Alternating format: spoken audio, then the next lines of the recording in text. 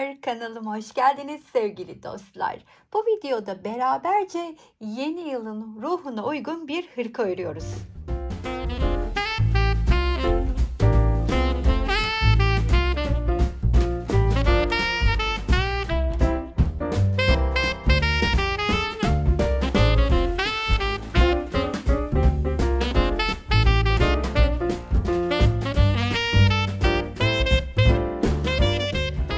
Hırkada kullandığım iplere, detaylara geçmeden önce her zaman sonda yaptığımı bu defa başta yapmak istiyorum. Biliyorsunuz başımdan kötü bir olay geçti. Kanalımı çaldırdım.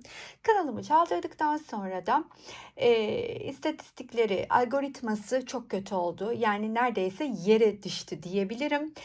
Bu durumda sizlerin desteğine gerçekten ihtiyacım var. Yaptığınız her yorum ve beğeni beni daha fazla kişinin önüne çıkartmaya vesile olacaktır. Bu da kanalımın hızlıca ayağa kalkmasına yardımcı olacaktır. Sizlerden ricam herhangi bir yorum ya da beğeni yapmanız videolarıma. Daha önceki videolarımda dahil olmak üzere arkadaşlar. Şimdiden ilginiz için çok teşekkür ediyorum. Hala abone değilseniz bu arada abone olmayı unutmayınız. Videoya kısa bir ara. Sizlere katıl butonundan söz etmek istiyorum. Katıl butonuna tıklayarak oradaki seçeneklerden birini kendinize göre değerlendirip bana destek olabilirsiniz. Bütün katıl destekçilerime kucak dolusu sevgiler, teşekkürler. Bu hırkada önüme almış olduğum ipleri kullanıyorum. Nako Paris'in hemen numarasını vereceğim sizlere. 36-41. Yarnart Jeans'in 52'si. Yarnart Jeans'in 53'ü. Yarnart Jeans Splash'ın 941'i ve sarma ip grubundan olan, ki ben bunu Bilhayal Hobby'den temin ettim, Gold simli. Şöyle göstereyim hemen size, 2 kat. Bir katı simsiz, bir katı simli ip olmak üzere koton bir ip grubu. Ben çok severek örüyorum. Hırkama çok da yakışacağını düşünüyorum. Motiflerimiz ise Gorgeous 3.0. Yani bu yılın yeni motifiyle çalışmak istedim yılbaşı hırkamızı. Bu motifin yapımını hemen bu videonun altına link olarak bırakacağım. Tek fark burada aslında motifin göbeğini yeşille çalışıp diğer bütün renklerini splash'ımızla çalışıyoruz. Sadece uzun bacakların olduğu kısmı Paris'te çalışıyorum. Siz tabii ki Paris'i dilediğiniz noktada kullanabilirsiniz. Daha sonra Yarnart Jeans'in siyahıyla kare yapıyorum ve artık birleştirme kısmına geldiğimde simli ip grubuma geçiyorum. Bakın, birleştirmeden önceki motiflerim şu şekilde ve birleştirme olmadan motifimin ölçüsünü de size hemen vermek isterim. Birleştirme olmadan motifimin ölçüsü 11 santim. Bu hırka 36'dan salaş giymeyi seviyorsa şayet 44 bedene kadar neredeyse uygun bir hırka olacak. Videonun sonunda bedeni daha büyütme ya da bedeni daha küçültme gibi fikirleri size bırakıyor olacağım. Öyleyse yapımına geçelim. Motif linki videonun altında. Çok özür dileyerek siyahla çalışmak zorundayım. Bu hırkaya uygun olan renkler bu olduğu için. Ama bu hırkayı biraz daha hırkalarda tecrübe kazanmış arkadaşlarımın izleyeceğini ve yapacağını umut ediyorum. Eğer daha yeniyseniz, yeni başladıysanız ilk olarak benim motifleri birleştirme videolarımı, motif yapımı videolarımı ve yeni başlayanlar için hırka videolarımı izlemenizi tavsiye ederim. Şimdi sözlü olarak da anlatmaya dikkat edeceğim. Görüntüde sıkıntı yaşanır diye. Motiflerimiz bu hırkada tam olarak sayımız 63. 63 motifin 25 tanesini 5x5 olarak şu önümde görmüş olduğunuz gibi, bakınız, 5 çarpı 5 25 arka için, 20 tanesini 10+10 önler için 45, 18 tanesini de kollar için, yani 63 tane motif hazırlıyoruz. Ben şimdi kol parçasının 3x3 9 adet bir tanesini birleştirme tekniği, bakın bu arada arkadan da görüyorsunuz ne kadar tertemiz bir görüntümüz var. 9 tanesinin üzerinde birleştirme tekniğini anlatmaya çalışacağım. 3 çarpı 3 9 tane motifimi önüme aldım. Şimdi her bir motifin modeli birebir, renkleri aynı olduğu için dizmeme gerek yok. Size görüntüsünü gösterebilmek için önüme dizmiştim. Birleştirme rengimi de alıyorum ve ilk motifimizi alıp hemen ilmeğimi çıkartıyorum ve kenarından örmeye başlıyorum. Bakın ilmeğimi çıkarttım. Şimdi birazcık daha yaklaşalım. Köşesinden başlayacağım. Zincirle başlayan arkadaşlarım batıp 3 zincir yükselerek devam edebilirler. Ben tığımın üstüne ipimi aldım. Köşeye geldim. Yalancı trabzanım ile başlıyorum. İlmeğimi çıkarttıktan sonra önce ikisini, sonra şunu öne alıp arkadan gelen ipi, tığdaki diğer iki ilmeği örüyorum. Daha sonra yanına bu ipi de tığımın üstüne alıp gizleyerek devam ediyorum. 2 tane daha ikili trabzan öreceğim. Bu ikincisi. Yine bu ipi tığımın üstüne alıyorum gizlemek için. Bu da üçüncüsü. Köşenin ilk üçlü grubunu böylelikle örmüş oldum. Şimdi diğer boşluğun içine 3 tane ikili trabzan örüyorum. Ben arada zincir çekmiyorum. Siz ipin elinizin durumuna göre, motifin düşüşüne göre gerekirse arada zincir de çekebilirsiniz.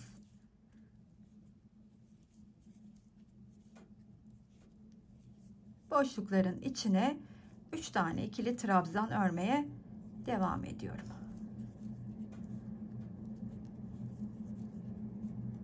Arada zincirsiz. Şimdi köşeye kadar ilerleyelim bu şekilde.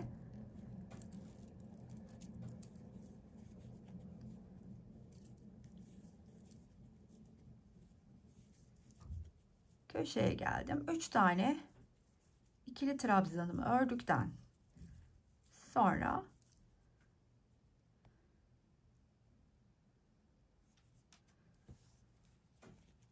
arada 2 de zincirimi çekiyorum.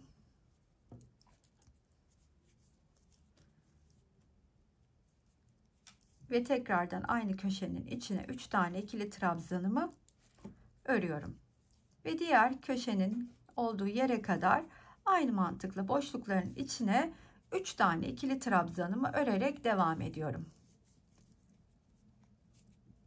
Köşenin içine geldiğimde de 3 tane ikili trabzanımı örüp 2 zincirimi çektim. Şimdi sıradaki diğer motifi alıp birbirine eklemeye başlıyorum.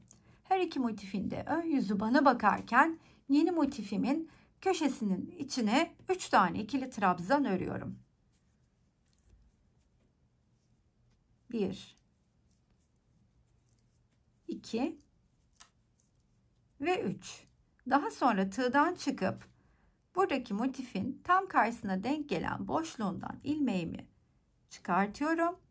Burada bir zincir çekiyorum ve yeniden diğer boşluğa gelip 3 tane ikili trabzanımı örüyorum. 1 2 3. Tığdan çıktım.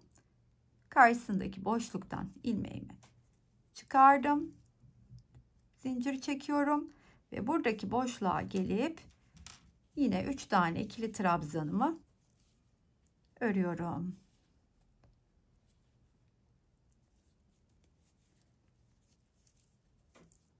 Daha sonra yine tığdan çıkıyorum. İşte bu birleştirme tekniğini kullanarak bu kenarın sonuna kadar ilerleyelim. Kenarın sonuna kadar geldiğimde köşenin içine 3 tane ikili trabzanımı ördüm. Burada bir zincir çekiyorum. Daha sonra tığdan çıkıp karşı motifin köşesinin içinden ilmeğimi çıkartıyorum. Bir de zincir çektikten sonra köşenin içine gelip diğer 3 tane ikili trabzanımı örüyorum.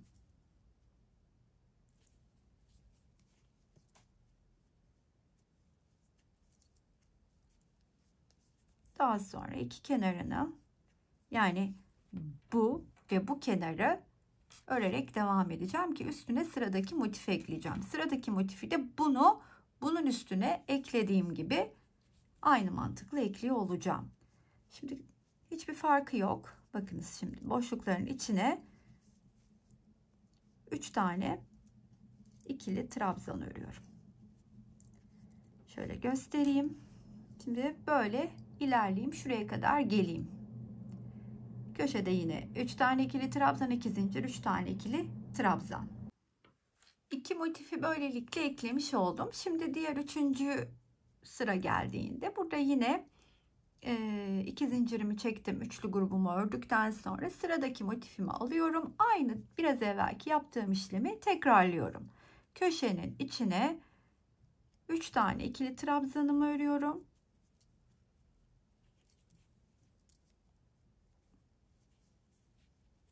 Tığdan çıkıp şuradan boşluktan batıp ilmeğimi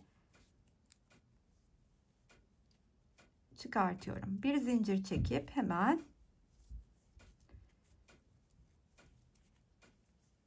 sırasıyla yine üçlü gruplarımı örüp bu kenarı birleştiriyorum.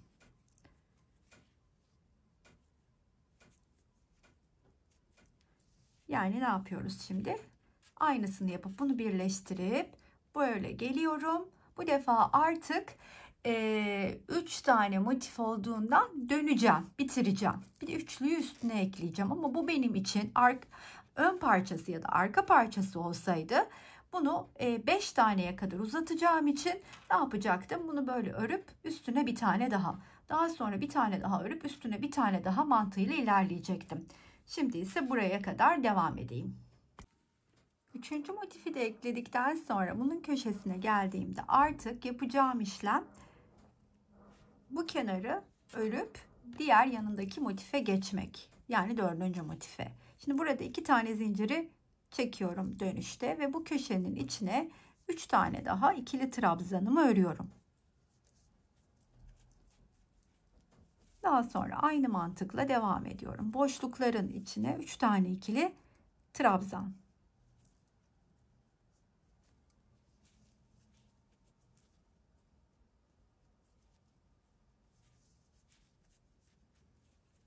Buraya kadar devam edeyim. Şuradaki geçişi birlikte yapalım. Tam orta noktaya geldiğimde şimdi buradaki bir tane üçlümüz örülmüş. Diğer üçlüyü ilk olarak örüyoruz. 1 2 3. Daha sonra bir zincir çekiyorum ve ikisinin ortasındaki noktaya batıp ilmeğimi çıkartıyorum tığımdaki ilmekten de. Tekrardan bir zincir çekiyorum ve buradaki boşluğa gelip diğer üçlü grubu örüp aynı mantıkla kenarın sonuna kadar devam ediyorum.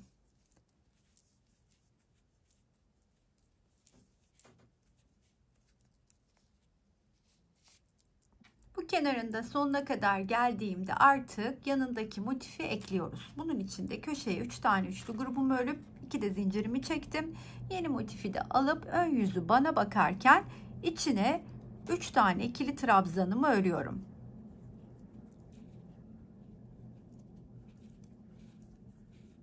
Daha sonra arkasındaki boşluktan ilmeğimi çıkartıyorum. Yani aslında 2 motifi üst üste eklerken ki mantığı burada da uyguluyoruz.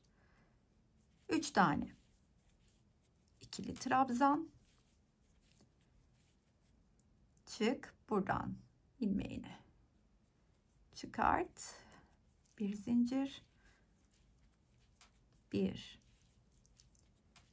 2 3.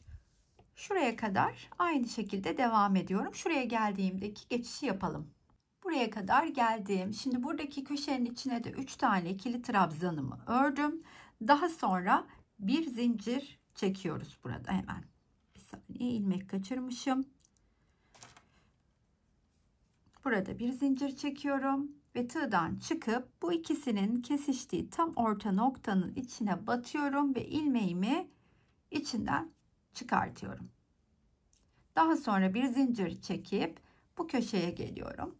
Diğer üçlü grubu örüyorum.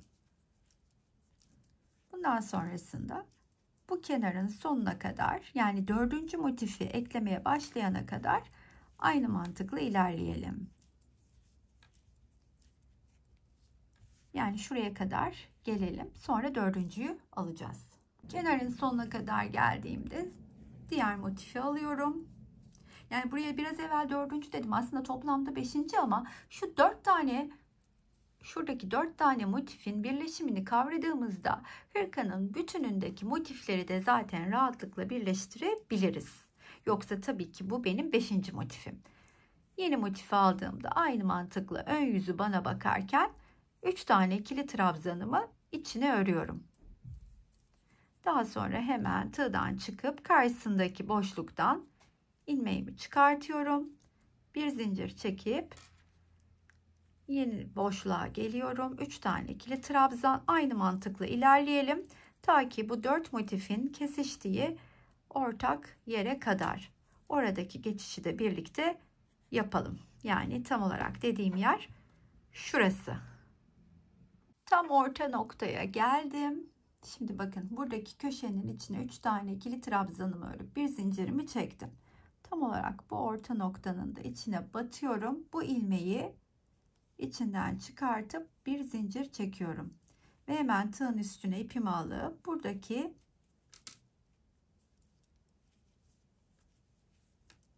köşenin içine 3 tane ikili trabzanımı örüp bu defa tığdan çıkıp artık bu iki kenarı da birleştirmem gerekiyor. Yani şöyle birazcık daha açalım kadrajı. Burayı birleştirdim, geldim. Şimdi sıra burayı birleştirmekte. Bunun için de karşısındaki motifin denk gelen boşluğuna ilmeğimi çıkartıyorum.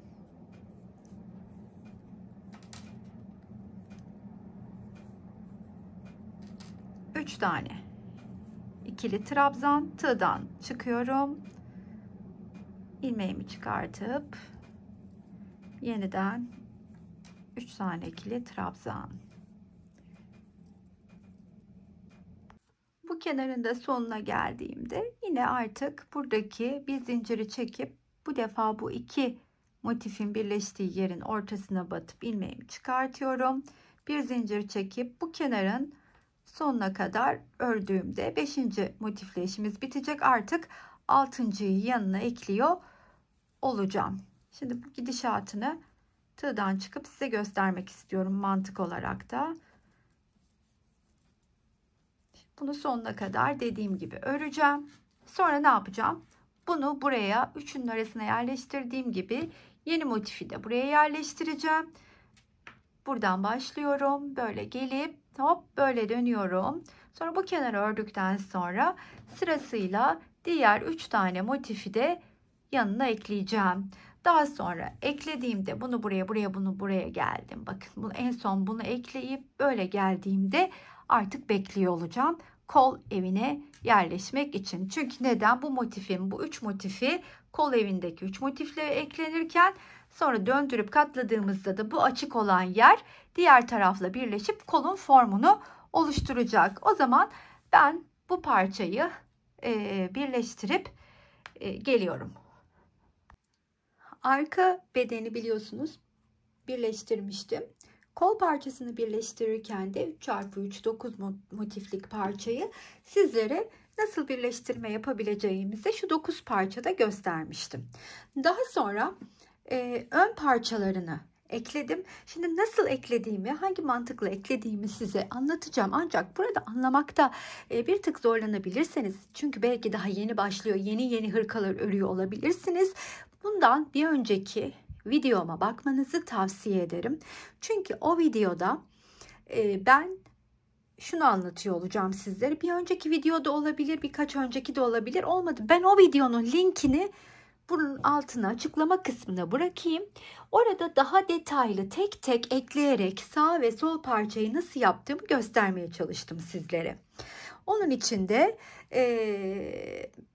o videonun linkini bırakıyor olacağım. Şimdi ise hemen bu parçayı eklemeye geçmeden evvel ön yüzünü çevirip arka yüzüne birleşiyor olacağız. Önle arkayı birleştirirken bunu da üstüne koyuyorum. Yani sağdaki parçayı birleştirme şeklim şu şekilde ilerliyor. Önce şu motifi alıyorum. İki kenarını örüp üstüne bunu. Geliyorum, iki kenarını örüp üstüne bunu.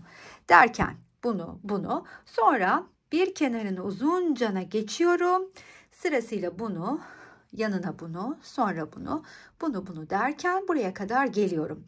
Buraya kadar geldiğimde ise artık buradan itibaren yan tarafı birleştirerek kol evini de oluşturmaya başlıyorum. Burada kol evini oluştururken omuza motif koymadığımız için, ki omuza motif koyarak çalıştığımız hırkalar da çok. Eğer omuza motif koymuş olsaydım bunu zaten buradan tutturup burada da bir tane motifim olduğu için 3 motiflik kol evim oluşacaktı. Ancak burada omuzda motif yok. 1, 2, bunu yarısına kadar birleştiriyorum ve burada bir motiflik alan bırakarak 3 motifi bu şekilde kol evine yerleştiriyorum.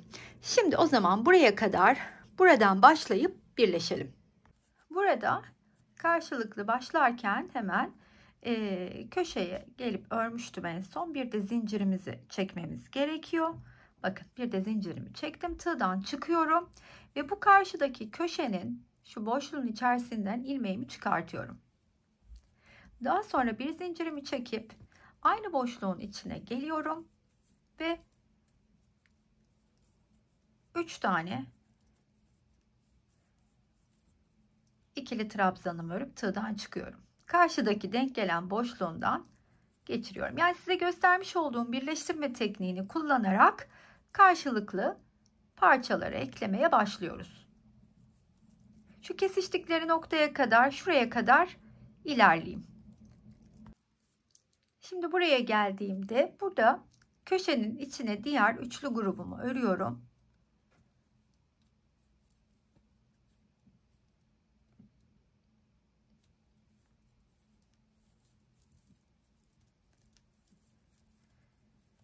Daha sonra bir zincir çekerek şu ikisinin ortasının olduğu yere batıyorum. İlmeğimi çıkartıp tığdaki ilmeğin içinden de geçirdikten sonra tığdan çıkıyorum. Ve karşıda şu iki motifin arkasındaki, yani şu iki motifin kesiştikleri tam orta noktaya batıp ilmeğimi içinden çıkartıyorum. Daha sonra da bu boşluğa gelip 3 tane ikili trabzanımı örüyorum.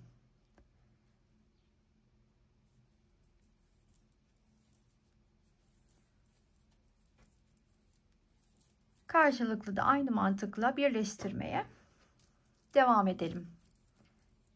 Tam olarak şu kısma gelene kadar.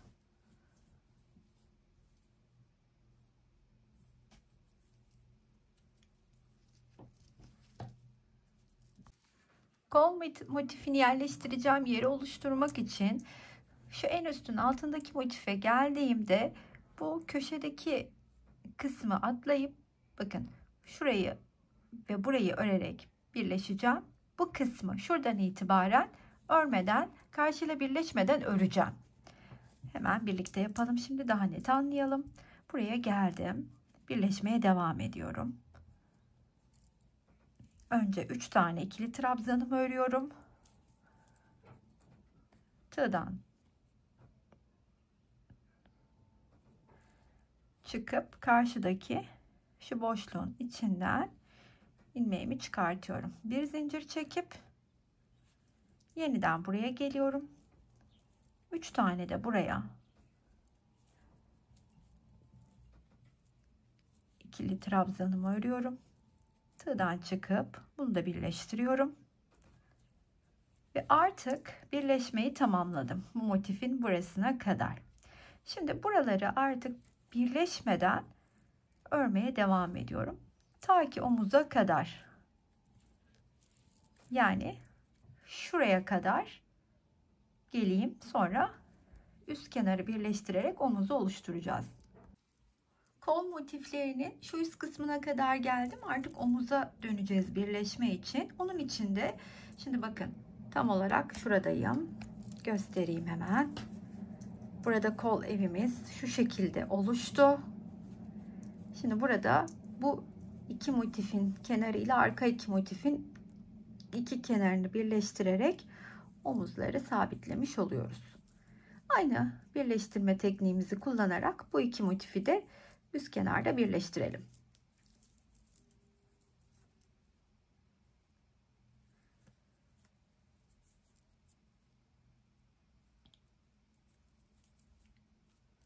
Omuzdaki bu iki motifi birleştirdikten sonra buradaki köşeye geldim. 3 tane ikili trabzanımı ördüm. Bir zincirimi çektim. Şimdi bu arkadaki iki motifin orta noktasına batıyorum ve ilmeğimi oradan çıkartıyorum.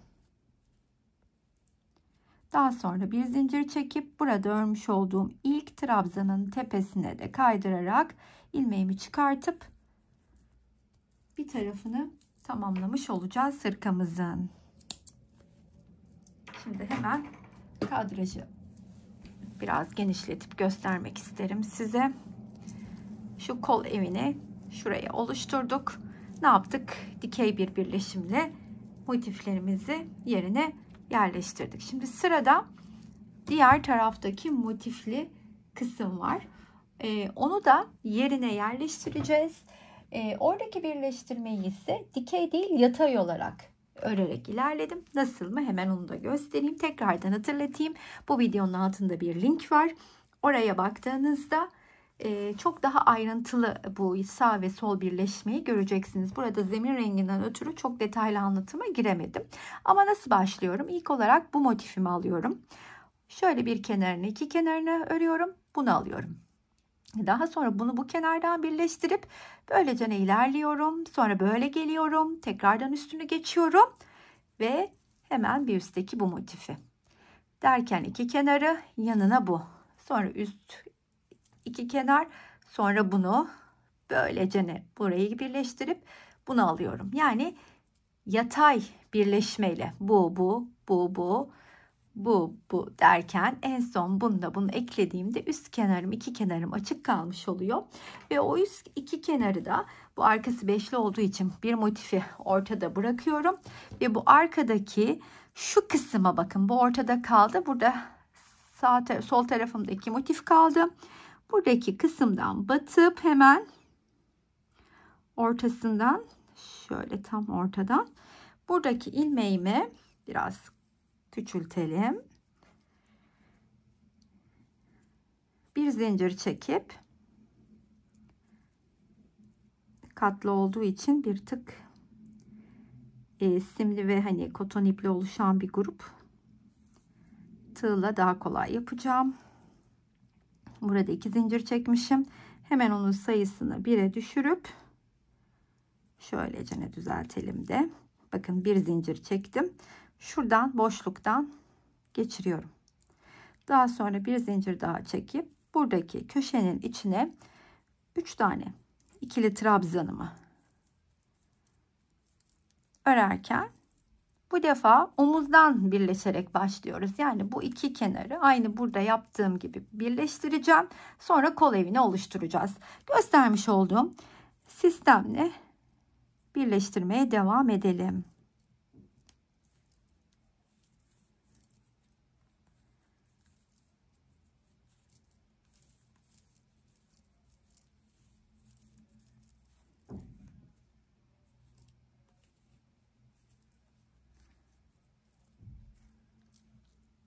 Omuzu birleştirip döndükten sonra da burada da aynen ne yapacağım? Bunun bu kenarında ve bunun da tam olarak buraya kadar geleceğim. Buradan sonra da birleşmeye başlayacağım. Yani ne yapıyoruz? Bir ön, bir arka, bir de burada bir motiflik alanla kol evini oluşturuyoruz. O zaman buraya kadar örerek devam ediyorum. Bu motifi tamamen geçtim. Bunun tam olarak bakın burasına kadar ördüm. Ne yaptım? Köşeyi ördükten sonra yanına bir tane üçlü, diğer üçlü grubu ördükten sonra da onun tam karşısına gelen, bakın tam karşısına geleni buluyorum. Orası neresi? Şurası değil. Şurası değil. Burası da değil. Tam olarak burası. Yani bir köşeyi ördükten sonra ikincinin yanı. Ne yaptık? Çünkü köşeyi ördükten sonra iki tane ördük, öyle düşünün. Oradan geçiriyorum. Buradan geçirdikten sonra da etek ucuna kadar aynen üçlü gruplarımı örmeye başlıyorum. Şu şekilde. Karşıyla birleşerek. Göstermiş olduğum mantığı biliyoruz artık. Bakın 3 taneyi ördüm. Karşıdaki denk gelen boşluktan geçirdim. Bu kısma kadar birleşelim. Aşağıya kadar geldiğimde ise bakın burada köşede 3 tane ikili trabzanı ördüğüm yer var. Diğer üçlü grubumu da örüyorum ikili trabzanlarım ile. Daha sonra bir zincir çekip tığdan çıkıyorum ve buradaki boşluktan ilmeğimi çıkartıp bir zincir, burada bir zincir şöyle çekip tığda duruyorum. Çünkü neden? Artık hırkanın etrafını örmeye başlayacağım. Bunun için de bu ikisinin arasında kalmak istediğimden bu ilk trabzana batıp ilmeğimi çıkartıyorum ve ikisini bir örüp ortaya geldim. Çünkü neden? Bir tane ikili trabzan buraya, bir tane ortaya, bir tane de buraya örüp üçlü grubumu burada öyle oluşturacağım. Şimdi birazdan çok daha iyi anlatacağım size. Yalancı trabzanım ile yükseliyorum ben. Sizler zincir ile de yükselebilirsiniz. Şimdi ne yapıyorum? Bu bir tanesi, iki tanesini yanındaki diğer iki taneyi dönüşte öreceğim. Buradaki boşluğa geliyorum ve hemen 3 tane ikili trabzanımı örüyorum.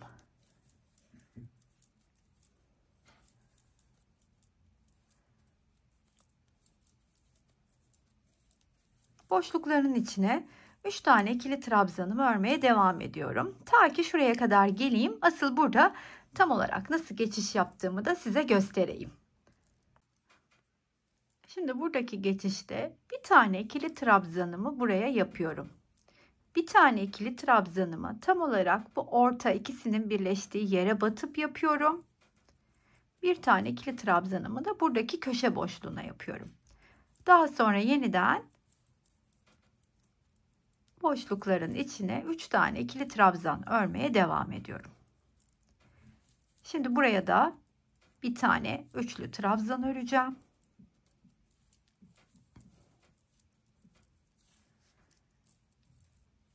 Siz bu patı dilediğiniz genişlikte tabii ki örebilirsiniz. Ben devam ederken gözüme hoş gözüken sırada sayıyı netleştirip size de söyleyeceğim.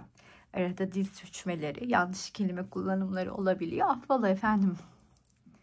Şimdi köşeye kadar da birlikte geldik. Buradan da geçişimizi yapalım. Burada hemen köşenin içine önce 3 tane ikili trabzanımı örüyorum. Sonrasında aradaki 2 zincirimi çekiyorum.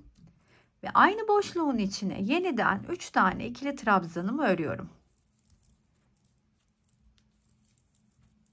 Ve boşlukların içine 3 tane ikili trabzanımı göstermiş olduğum şekilde devam ediyorum. Ta ki burada bakınız hırkamın şu kısmında, bakın enseye gelen şu kısmındaki geçişi birlikte yapana kadar.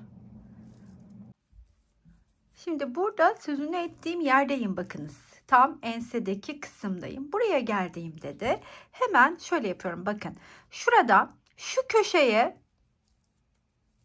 bir üçlü örüyorum.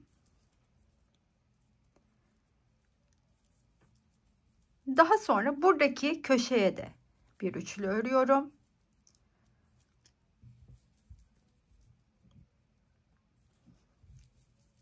Buradaki dönüşü bu şekilde yapıyorum. Daha sonra diğer taraftaki kısmına gelene kadar da karşılığı var biliyorsunuz. Aynen devam ediyorum.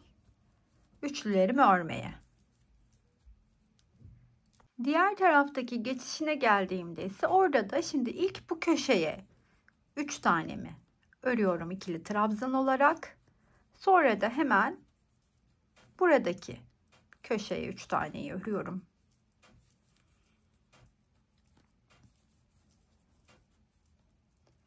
Sonra yeniden başladığım noktaya kadar her boşluğun içine 3 tane ikili trabzan örmeye devam ediyorum. İşte bu şekilde hırkanın etrafında, patında daha farklı bir şey yapmayacağım. Üçlü kafeslerle devam edeceğim. En son sıraya kadar bu şekilde ilerleyelim. Son sırada da bir sık iğne örerek bir tamamlayacağım. 3 sıra gibi örmek niyetindeyim. Tamamlayıp geldiğimde size yeniden kaç sıra olduğumu ördüğümü söylerim. Bir üste geçtiğimde de aynı işlemi yapacağım. Her boşluğun içine 3 tane, köşede de yine 3 tane ikili trabzan. Pardon, bakın burada yanlış yaptım. Buradaki geçişlerimiz nasıldı? Hemen ortaya batacağım. Sonra da boşluğun içine, buradaki köşedeki. Bir üste çıktığımda artık böyle atraksiyon yok. Sadece kafes, bu aralıklar var. Oraları dolduracağım. Öyleyse son sırada buluşalım. İkinci sıraya geçmeden evvel ben yine geldim. Çünkü burada bakın tek trabzan yükselerek buraya geçip örmüştüm. Burada kafanız karışabilir diye. Şimdi bu köşeye bir tane öreceğim. Bir tane bu orta yere öreceğim. Yani orta yere dediğim ikisinin tam olarak kesiştiği nokta var. Oraya batıp örüyorum. Sonra burayı 3 trabzana tamamlayacağım. Yani bununla birlikte bunun tepesine geliyorum, batıyorum kaydırarak.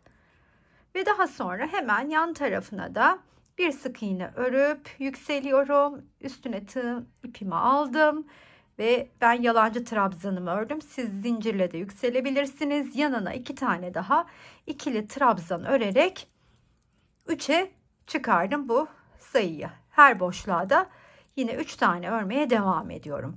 Son sırasını da bu arada sık iğne ile bitirmeyeceğim. Son ördüğüm sırada farklı bir işlem yaparak birazcık daha minnoşluk katacağım ve öyle tamamlayacağım. Orayı da o sıraya geldiğimde de size gösteriyor olacağım.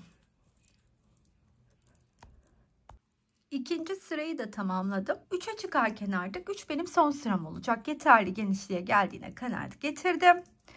Hemen bakın buradayım. Ördüm en sonuncuyu. Burada ilk ördüğümün tepesine batıyorum. Arasından ilmeğimi çıkartıp ikisini bir ördükten sonra dileyen zincirle yükselebilir. Ben yine fake trabzanımla yükselip batıyorum dibine. Arkasından da dolandırayım. Ve yanına 2 tane ikili trabzan öreceğim. Ama ilk olarak artık burada her 3 tane grubun ikincisine şunu yapacağız. Bakın bunu örüyorum. Ve 1, 2 ve 3 zincir çekip şuraya geliyorum. Bakın şöylecene dibine batıyorum. İlmeği kaydırarak çıkartıp tığımdaki ilmeğin içinden de geçirdikten sonra tığın üstüne ipimi alıp gelip aynı boşluğa üçüncüyü örüyorum. Her üçlü grubun ikincisine aynı işlemi yapacağım. 1 ördüm. İkinciyi örüyorum. 1, 2, 3 zincir çektim. Dibine battım. İlmeğimi çıkarttım kaydırarak, yine tığın üstüne ipimi aldım. Ve diğer üçlüyü örmeye başlıyorum. Şimdi ikinciye geldiğimi 3 tane zinciri çekip dibine batıyorum. Kaydırarak ilmeği geçirdikten sonra yanına üçüncüyü de örüp devam ediyorum. Bu şekilde son sıramı öreceğim. Buraya geldiğimde ise artık köşede buradaki yaptığım işlemin aynısını yapacağım. Sadece ikinci ikili trabzanlarda buradaki uyguladığım pıtırcığı yapacağım. Yani aynı şeyi köşede de uygulayacağım. Yine arada 2 zincirimi çekeceğim. Başladığım noktaya kadar da aynı mantıkla devam edeceğim. Hırkamın etrafını göstermiş olduğum teknikle güzelce geçtim. Bakın köşesini de aynı söylediğim gibi yaptım. Böylelikle tamamlamış oldum. Hatta ben kol evine kol parçasının birini de yerleştirdim. Bakın şurada yarım önde yarım arkada yer bırakmıştık. Oraya bir tane motifi katlayarak yerleştirdim. Şimdi buradaki eve de birlikte, kol evine de birlikte yerleştireceğiz şu yarım motifi. Şimdi şu parçada hemen göstermek istiyorum nasıl yol aldığımızı. Yani şöyle düşünün lütfen. Şöyle düşünün. Bu arkadaki motif arkayla, öndeki önle. Bu ise yarısı buraya, yarısı da buraya olmak üzere yedirilecek. Öyleyse şimdi beraberce kol evine yerleştirmeye başlayalım. Kol parçamızın köşesini örüp bir zincirimizi çekmiştim. Şimdi tığdan çıkıp şu omuza gelen kısımdaki iki motifin tam olarak ortasına şöyle sağlamlaştırarak batıyorum. İlmeğimi içinden geçiriyorum ve karşılıklı birleşmeye başlıyorum. Göstermiş olduğum teknikle. Şimdi köşenin 3 tane ikili trabzanını örüyorum. Tığdan çıkıp buradan hemen ilmeğimi çıkartıyorum. Pardon, şimdi kaçırdım. Hemen toparlayayım. Karşısına denk gelen nokta burasıdır. Buradan ilmeğimi çıkartıp bir de zincir çektikten sonra burada diğer üçlüyü örüyorum. 2 3 yine tığdan çıkıyorum. Karşıda yine denk geldiği nokta. Burayı bu şekilde karşılıklı birleştiriyorum. Şimdi şuraya kadar gelelim. Şuradaki geçişi birlikte yapalım. Şuradaki geçişi de birlikte yapalım istedim. Şimdi bu köşeye geldiğimde 3 tane ikili trabzanımı örüyorum.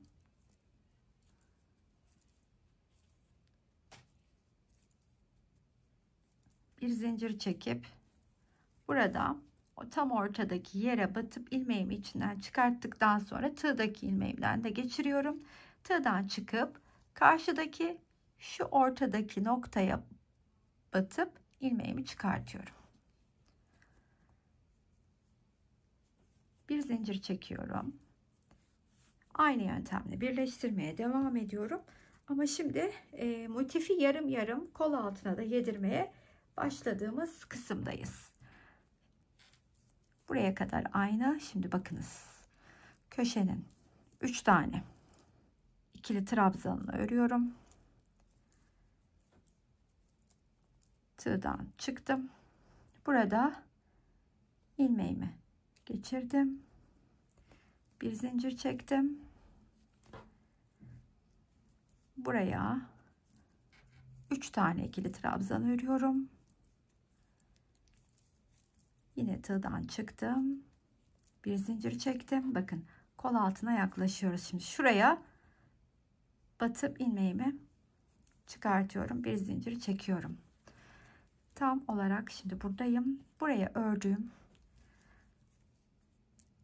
3 tane ikili trabzanı ilk önce örüyorum.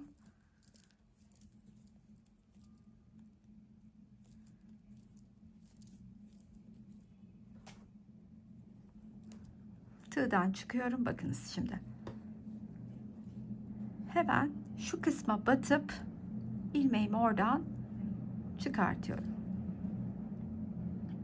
Daha sonra bir zincir çekiyorum ve 3 tane ikili trabzan yine buraya örmeye başlıyorum. Bir tarafın yarısını yedirdik. Şimdi arkaya geçiyoruz. Tığdan yine çıkıyorum.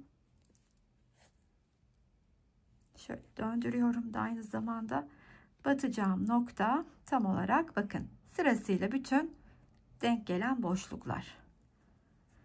İlmeğimi çıkartıp bir de zincirimi çektikten sonra yeniden sıradaki boşluğun içine, yani buraya 3 tane ikili trabzanımı örüyorum. 1 2 ve 3. Şöyle döndürelim. Şuradan ilmeği çıkartalım. Ve buradaki 3 taneyi de örüp ortayı birleştirdiğimde kol altına denk gelen motifi yarım yarım önlü arkalı tamamlamış olduk. Bir zincir çekiyorum. Bu köşeye boşluğa geldim. İlmeğimi çıkarttım. Karşısındaki bu boşluğun içine tam ortasına batıp ilmeğimi çıkartıyorum. Bir zincirimi çekip buraya geliyorum. Şimdi son, bakın. Şöyle hemen tığdan çıkıp size göstermek isterim. Burası yarım yarım öne ve arkaya yedirildi. Şöyle bakın. Ve benim son artık motifim şuraya yerleşecek. Kol evine kol parçası oturacak. Yandan birleşmeye başlayacağız. Hemen kaldığım yerden birleştirmeye devam ediyorum. 3 tane ikili trabzanımı örüp hemen şöyle geliyorum. İlmeğimi çıkartıyorum. Bir zincir. Şimdi şuraya kadar bakın. Şu kısma kadar geleyim. Sonra buradan dönüşü de beraber yapalım. Köşeye de bakın geldim. Buradaki geçişte birlikte yapalım istedim. Yana doğru döneceğiz kolda. Hemen köşedeki ilk 3 tane ikili trabzanımı örüyorum. Daha sonra tığımdan çıkıp tam bakın şurası kesiştikleri noktaya batacağım. Tam ortasına batacağım tabii ki. Şöyle. Ve ilmeğimi oradan çıkarttıktan sonra kol parçasını yandan birleşmeye başlamış oluyoruz artık. 3 taneyi örelim hemen.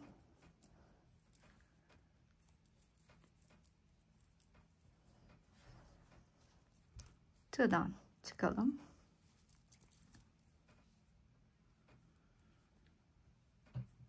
Ve karşılıklı aynı göstermiş olduğum teknikle kol ağzına kadar birleştirmeye devam edelim. Kol ağzında yapacağımız işlem ise hırkamızın etrafında uyguladığımız son sıranın sonuncusu. Çünkü kolu benim için yeterli uzunlukta. Diğer kolda zaten gösteririm. Şimdi bu kenarı birleştirelim.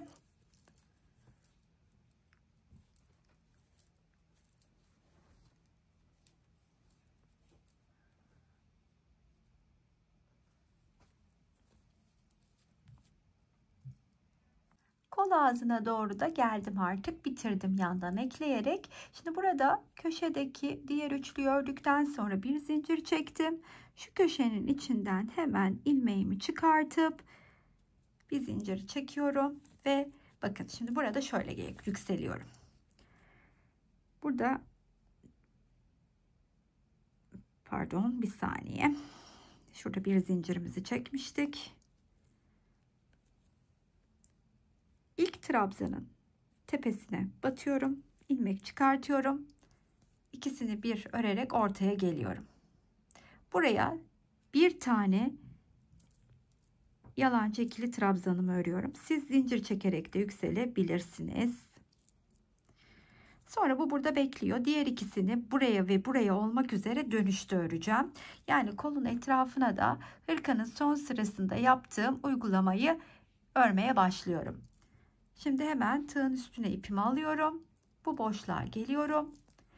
İlk önce bir ikili trabzan, sonra yeniden bir ikili trabzan, 3 zincir, hemen dibine batıyorum. İlmeğimi hem buradan hem tığdaki ilmeğin içinden çıkarttıktan sonra bir ikili trabzan daha örüyorum. Aynı tekniği uygulayarak başladığım noktaya kadar devam edeceğim. Şu iki motifin birleştiği yeri, şurayı nasıl geçtiğimi de size yeniden kolda da göstereyim.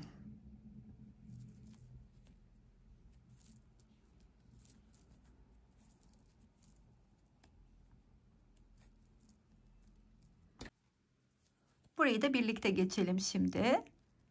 Bir tane buraya örüyorum ikili trabzanımı. Üçüncüsünü şurada tam olarak kesiştikleri yere batıp örüyorum. Ve bunun üstüne 3 zincirimi çekip pıtırcığımı konduruyorum.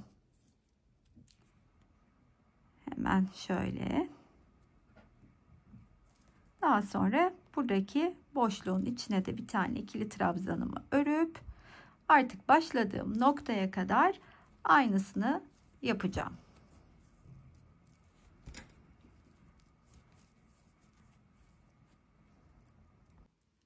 Başladığım noktaya geldim. Bakın şimdi burada bir tane bu trabzanı ortada yükselerek yapmıştım. Şimdi bu köşeye bir tane yapıyorum. Bir tane de bu ortaya batıyorum. Ve hemen bunun üstüne ikinci olduğu için pıtırcığımı da örüyorum. Ve bakın şöyle şuradan batıp şurada daha net de gözüküyor. Çıkartıyorum. Üstüne ip almayacağım çünkü burada trabzan yapılı. İlk yaptığım trabzanın tepesine kaydırarak geliyorum. İpimi de sıkıştırdıktan sonra hırkamızı tamamlamış olduk. Işıl ışıl yılbaşı hırkası. Sevdiğimiz kısım finaldeyiz. Böyle tam da yeni yılın ruhuna uygun bir hırkam oldu. Hırkam bu arada dediğim gibi ya 36 beden de giyebilir ama 44 bedene de olabilir. Bu birazcık giyim tarzınızla ilgili. Bunu belirteyim.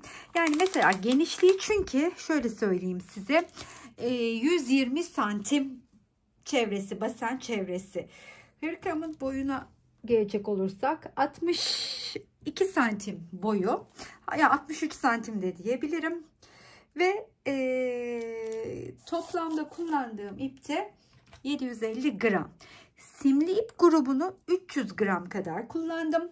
Etrafını şu geçtiğim siyahı 3 adet kullandım. Splash ipimi 5 adet kullandım. Bu arada ortası içinde zaten bir tane yarn artın ipini açtım.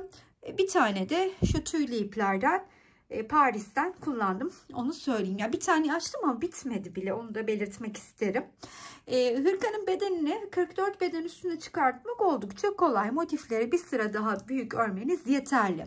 Çok daha büyük bedenler için örecekseniz 52-50 üstü beden için ortadaki arka motifi çıkartıp kol altına motif yerleştirip hırkanın bedenini rahatlıkla büyütebilirsiniz. Oldukça keyifli bir hırka oldu. Umarım sizlerin de hoşuna gitmiştir. Buraya kadar izleyen herkese çok ama çok teşekkür ediyorum. Sıradaki videolarda görüşmek üzere. Hoşça kalın arkadaşlar.